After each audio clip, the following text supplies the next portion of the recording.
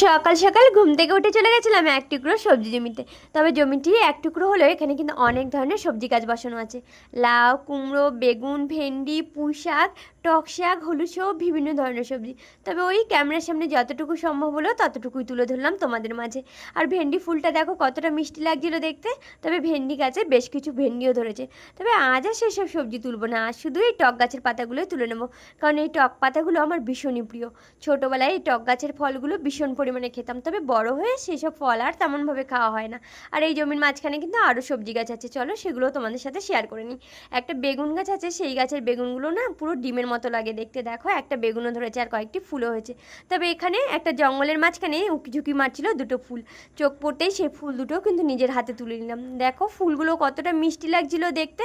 তোমরা কি জানো এটা কি গাছের ফুল বা এই ফুলটারই বা নাম কি?